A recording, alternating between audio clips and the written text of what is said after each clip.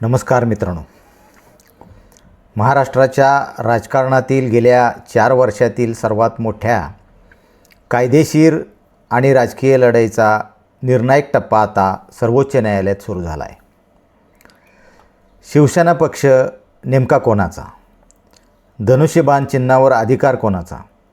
2022मध्ये झालेल्या बंडानंतर पक्ष फुटला होता की फक्त विधिमंडळ गट फुटला होता? आणि सर्वात महत्त्वाचा प्रश्न म्हणजे बंडखोर करणारे आमदार आधी अपात्र ठरायला हवे होते का?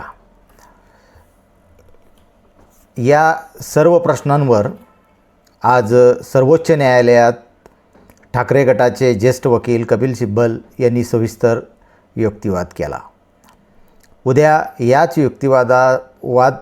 यांचा युक्तिवाद पूर्ण होतो आहे आणि त्यानंतर ठाकरे गटाचे वरिष्ठ वकील देवदत्त कामंत न्यायालयासमोर आपली बाजू मांडणार आहेत.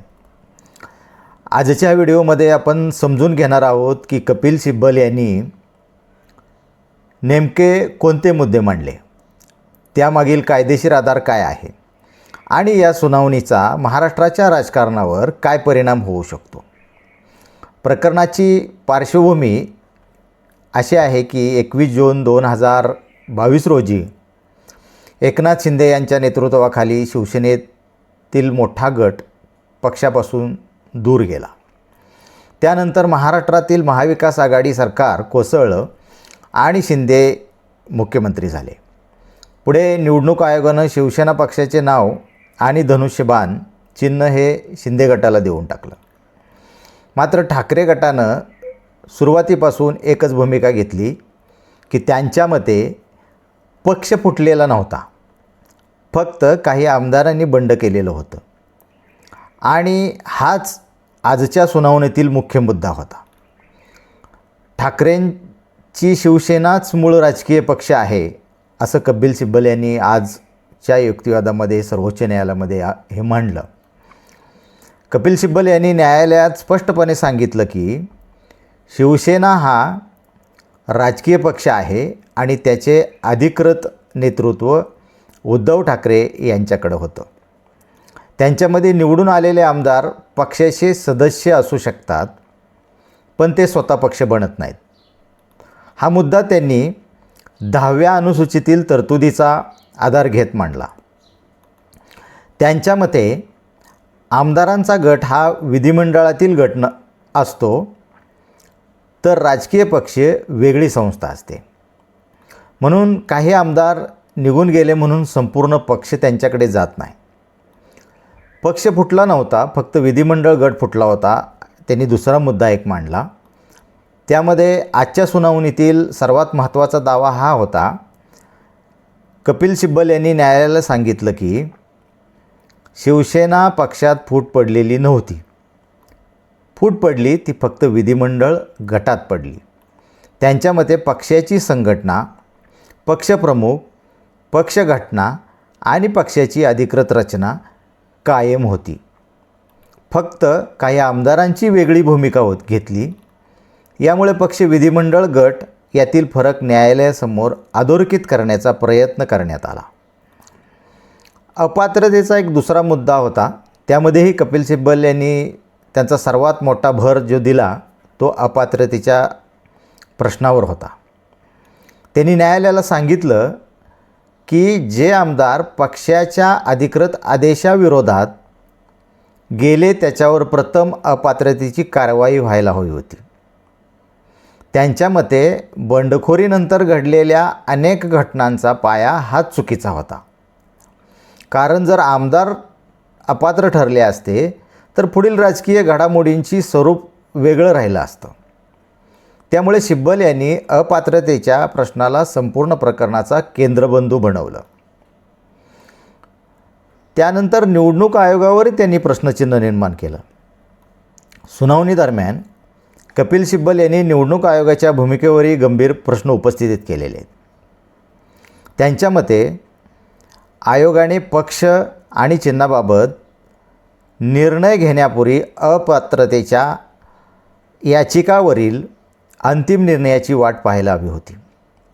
कारण अपात्रतेचा निकाल लागल्यानंतर आमदारांची संख्या बदलू शकली असती आणि संख्या बदलली असती तर पक्षावर दावा करणाऱ्यांचं गणितही बदललेलं असतं.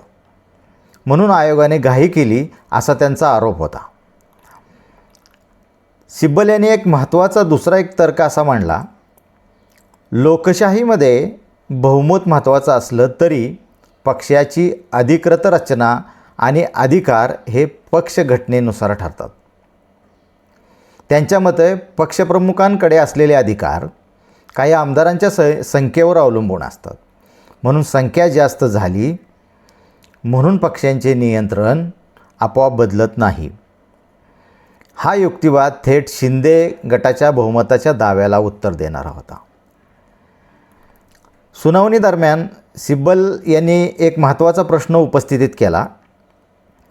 बंडखोरीनंतर भरत गोगावले यांना प्रतोद कसं नियुक्त करण्यात आलं, त्यासाठी कायदेशीर अधिकार कोणाकडे होते, तसेच शिंदे गटाकडून जारी करण्यात आलेला व्हीप वैध कसा मानला जाऊ शकतो, या प्रश्नांमधून ठाकरे गटाने बंडानंतर घेतलेल्या निर्णयाच्या वैधतेवर प्रश्नचिन्ह उपस्थित केले.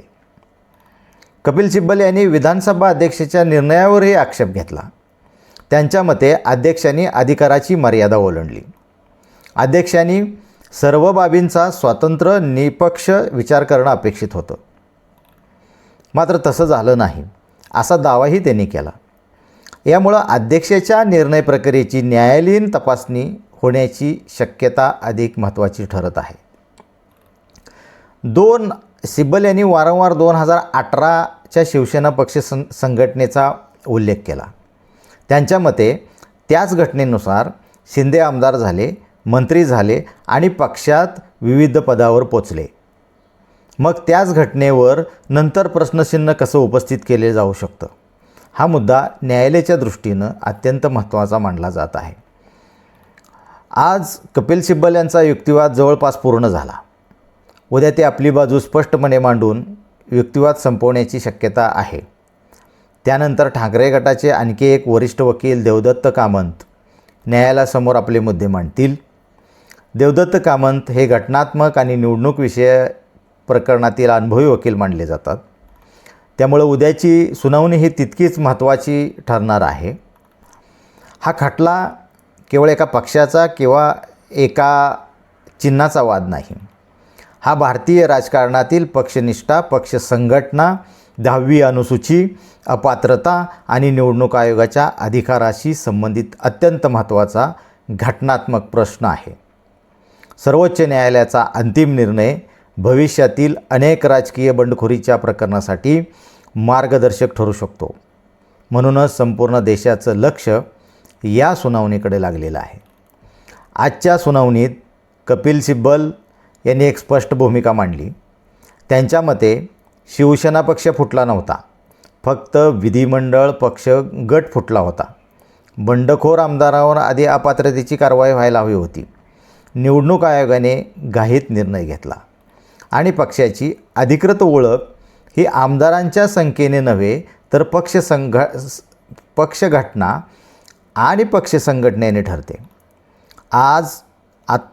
उद्या देवदत्त कामत कोणते नवीन मुद्दे मांडतात आणि न्यायालय या सर्व युक्तिवादाकडे कशा नजरेनं पाहतं, याकडे महाराष्ट्रासह संपूर्ण देशाचं लक्ष लागलेलं आहे.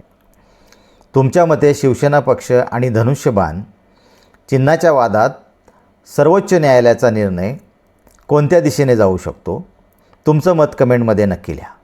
व्हिडिओ आवडला असेल तर लाईक करा, चॅनलला सबस्क्राईब करा आणि अशा राजकीय व कायदेशीर घडामोडीच्या सखोल विश्लेषणासाठी आमच्यासोबत जोडलेले रहा. धन्यवाद.